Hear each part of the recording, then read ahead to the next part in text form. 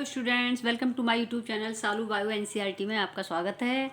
और आज हम पढ़ेंगे न्यूट्रिशन इन ह्यूमन। ठीक है, हमारा क्लास 10th साइंस का लाइफ प्रोसेस वाला चैप्टर चल रहा है। इसमें न्यूट्रिशन इन ह्यूमन और रह गया है, उसको हम आज कंप्लीट कर लेंगे। फिर नेक्स्ट हम लेंगे रेस्पिरेशन। ओके, तो सबसे पहले न्यूट्रिशन तो हम जानते ही क्या होता है, the process of obtaining and utilisation of food.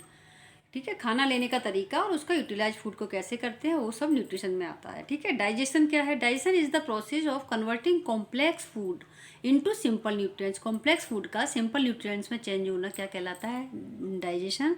That can be absorb in blood streams. ठीक है, which the body uses for energy, growth and cell repair.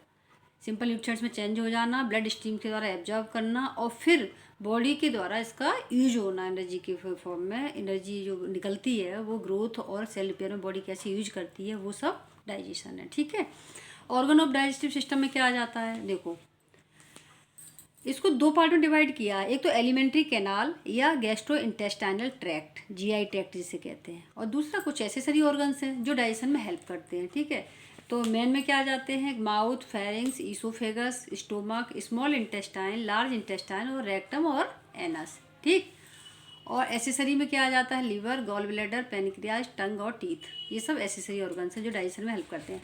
आप एक रफली डाइजेशन सिस्टम का, डाइजेस्टिव सिस्टम का एक डायग्राम देख लीजिए। इसमें देखो, ये क्या है? ये मेन एलिमेंट्री कैनाल है जो माउथ से लेके, माउथ, फेरिंग्स, ईसोफेगस, ठीक है, ये स्टोमक, फिर स्मॉल इंटेस्टाइन, फिर लार्ज इंटेस्टाइन, रेक्टम और एनस। ठीक है, ये सब क्या है? मेन एलिमेंट्री कैनाल वाला। एसेसरी ऑर्गन्स में क्या है? लीवर है, ठीक है, पेनक्रियाज है, ये गॉल ब्लैडर है, ठीक है, यहाँ पे टीथ और टंग आ जाएंगे। ठीक है, तो इसको आप बनाना सीख लीजिए। डाइजेस्टिव सिस्टम का डायग्राम बनाने के लिए आ जाता है। हम पूरा डाइजेशन को एक फ्लो चार्ट से समझ लेंगे। ठीक है, देखो, मैंने ये फ्लो चार्ट बनाया है, pathway of digestion in human.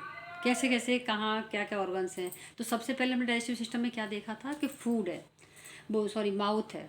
Mouth से क्या होता है?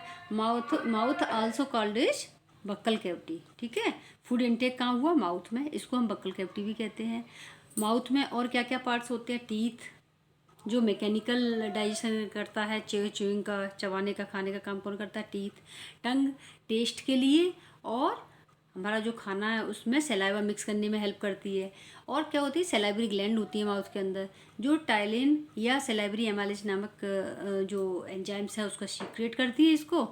ठीक है, जो स्टार्च का डाइजेशन के लिए हेल्प करता है। पार्शियल कार्बोहाइड्रेट का पार्शियल डाइजेशन यहीं से शुरू हो जाता है, माउथ से। ठीक है, तो ये माउथ वाला पार्ट हो गया। सबसे पहले इंटेस्टाइन जो एलिमेंट्री कैनाल थी उसका फर्स्ट पार्ट क्या हो गया? माउथ।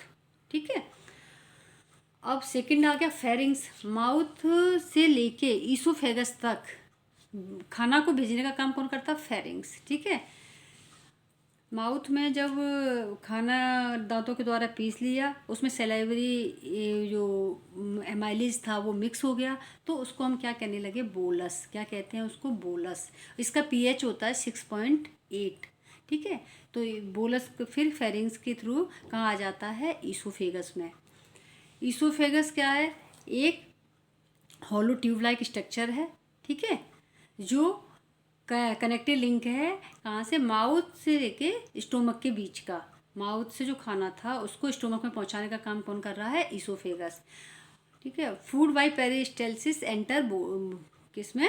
स्टोमक में। इसमें क्या होता है? पेरिस्टाल्सिस एक प्रोसेस होती है जिसमें ऐसे करके कांटेक्ट होना, एक्सटेंड होना, कांटेक्ट होना, इस तरह से मसल्स करती रहती है, इसको पेरिस्टाल्सिस प्रोसेस कहते हैं। इससे फूड या बोलस जो होता है वो कहाँ आ जाता है? स्टोमक में आ जाता है। ठीक है, अब स्टोमक में बोलस आने के बाद इसमें क्या क्या मिल जाता है? Gastric juice. गैस्ट्रिक जूस में क्या क्या होता है? स्टोमक की जो वॉल्स होती हैं वो क्या सीक्रेट करती हैं? Gastric juice. इस गैस्ट्रिक जूस में एक तो होता है HCl, ठीक है, दूसरा 3 एंजाइम होते हैं, पेप्सिन, रेनिन और लाइपेज, और क्या करती हैं? म्यूकस को सीक्रेट करती हैं। ठीक, HCl का काम है जो माइक्रो ऑर्गेनिज्म हैं बोलस में उनको ख़त्म करना। ठीक है, और जो फूड का मीडियम है उसको एसिडिक बनाना, क्योंकि एसिडिक मीडियम में ही पेप्सिन, रेनिन और लाइपेज एक्टिव होते हैं, वैसे इनएक्टिव फॉर्म में होते हैं, बट जब तक एसिडिक मीडियम नहीं मिलेगा तो इनएक्टिव है, जैसे ही एसिडिक मीडियम इनको मिलेगा तो ये एक्टिव हो जाएंगे प्रोटीन का डाइजेशन करने के लिए। और जो म्यूकस है ये दो काम करेगा, एक तो इस HCl से स्टोमक की वॉल डैमेज ना हो उससे बचाने के लिए एक लेयरिंग बना लेता है म्यूकस, और दूसरा इस खाने में को क्या करता है, खाने को एक उसमें ये पेस्ट के फॉर्म में इसको बदल देता है बोलस को। फिर हम इसको क्या कहते हैं, बोलस जब म्यूकस मिल जाता है बोलस में तो उसको हम कायम कहने लगते हैं। क्या कहने लगते हैं, कायम। बोलस कन्वर्ट कायम। कायम का पीएच कितना होता है, 1.5। ठीक है, बहुत ज़्यादा एसिडिक हो जाता है कायम। ठीक है, अब क्या करेंगे, अब कायम जो बन गया स्टोमक में वो एंटर करेगा इंटेस्टाइन में। ठीक है, इंटेस्टाइन में ये आके कायम में क्या मिलेगा, बाइल जूस मिलेगा, जो कहाँ से मैंने अभी बताया था, एसेसरी जो ऑर्गन्स था, गॉल ब्लैडर, लीवर, इससे क्या हुआ, लीवर ने सीक्रेट किया क्या, बाइल जूस, जो गॉल ब्लैडर में स्टोर हो गया वहाँ से सीक्रेट होके कहाँ आ गया, स्टोर उसमें इंटेस्टाइन में बाइल जूस। और पेनक्रिएटिक जूस, जो पेनक्रियाज ग्लैंड थी उसने पेनक्रिएटिक जूस निकाला, और इंटेस्टाइन की वॉल ने इंटेस्टाइनल जूस निकाला। ठीक है, तो कायम में क्या चीज़ें मिल गई यहाँ पे इंटेस्टाइन में आके, बाइल जूस, पेनक्रिएटिक जूस और इंटेस्टाइनल जूस। ठीक है, बाइल जूस क्या करता है, बाइल जूस के दो फंक्शन हैं, एक तो ये फैट का इमल्सिफिकेशन करता है। फैट का इमल्सिफिकेशन मतलब फैट के जो मैक्रो मॉलिक्यूल्स होते हैं, बड़े बड़े पार्टिकल्स होते हैं, उनको बहुत स्मॉल में तोड़ देना, इमल्सिफिकेशन करता है। और बाइल क्या करता है, और बाइल जो एसिडिक फूड आया था उसको एल्केलाइन बनाता है। ठीक है, पेनक्रिएटिक जूस क्या करता है, पेनक्रिएटिक जूस जो हमारे खाने का जो स्टोमक में तो क्या हुआ था, सिर्फ प्रोटीन का डाइजेशन हुआ था। ठीक है, बाकी की जो इसमें ट्रिप्सिन एंजाइम है, ठीक है, और कौन सा है, ट्रिप्सिन है, और एक एमाइलेज है, ये जो प्रोटीन और कार्बोहाइड्रेट जो बचे हैं, और लाइपेज है, हाँ ठीक है, पेनक्रिएटिक लाइपेज, ये तीनों फैट का डाइजेशन कंप्लीट करेगा।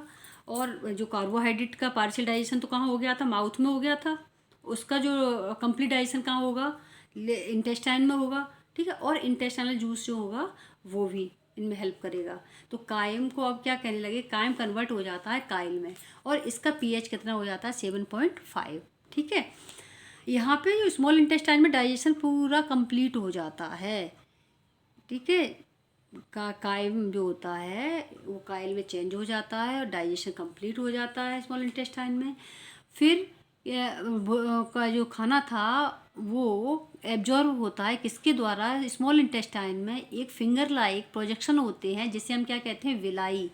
ये विलाई क्या करते हैं, जो डाइजेस्टेड फूड होता है उसको एब्जॉर्ब कर लेते हैं।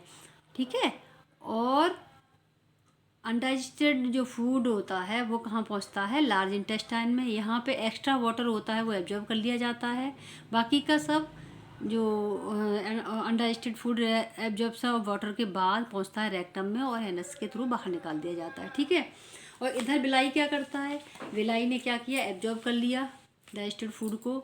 ठीक है, और उसके बाद वाया हेपेटिक पोर्टल वेन के थ्रू ये कहाँ पहुँच गया, लीवर में एंटर किया, लीवर से हेपेटिक वेन से हार्ट में पहुँचा, और हार्ट से सारे बॉडी पार्ट्स में पहुँचा जहाँ इसका एसिमिलेशन होगा।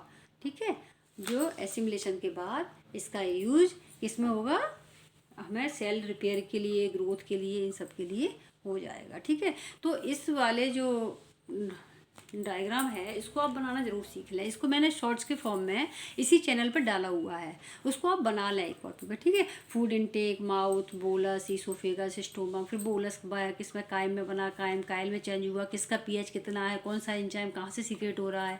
ठीक है, ये सब आप लिख लेंगे।